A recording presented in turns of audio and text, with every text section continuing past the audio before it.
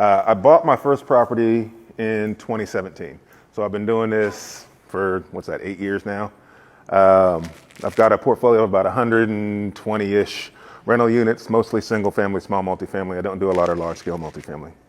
But part of the reason I got into this was because prior to being an investor, I was a software developer and I was in data analytics, and I did all the things that you're supposed to do when you are, that I was taught to do. I was told that I was going to go to college. My dad said, you can go to college, you can go to the military, either way you're getting out of my house.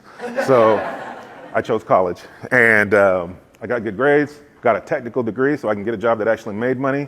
I did that, I started making good money, and then I started to realize that no matter how much I made, I didn't have any because I was really good at spending it, not good at saving it or doing anything else. And so I was a person who would live paycheck to paycheck, or I wasn't even that good actually. I was like paycheck to credit card to paycheck, which is a terrible financial strategy, which I was fine with. And then I got married, and she was not fine with that financial strategy. So I couldn't do that. And then we tried to buy a house when we first got married, and the bank called me and said, you can't buy a house. She can, you can't. So I couldn't be on the loan, which was a blow to my ego as a man who wants to be this provider. And so she bought the house and she let me live with her, which I thought was very kind. And so we moved in together, and then I started to realize all of the other things that she liked and I liked and we wanted for our future cost.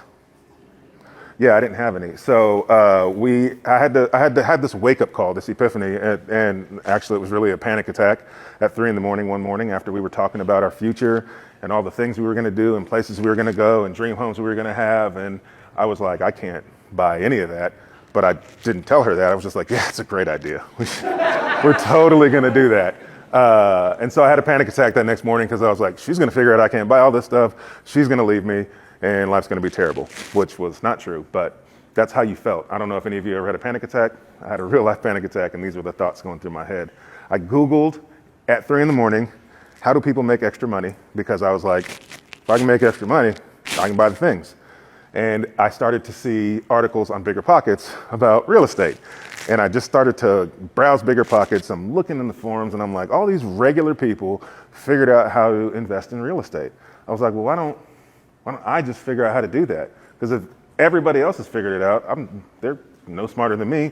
I got to be able to figure it out. So at 3 a.m, as the solution to my panic attack about not being able to make money, shortly after I was living in a house that I couldn't afford to buy, and I had bad credit and $1,000 in my savings account, I said, I know how to fix my money problem. I'll buy houses, which doesn't sound like a great idea, but it was the best decision I ever made. But that's what it was. Troy talked about it earlier. He said he stole it from me. He did. I made that decision at 3. I definitively remember sitting in the bed and feeling this sense of peace as I made a decision that I was going to figure out how to be a successful real estate investor.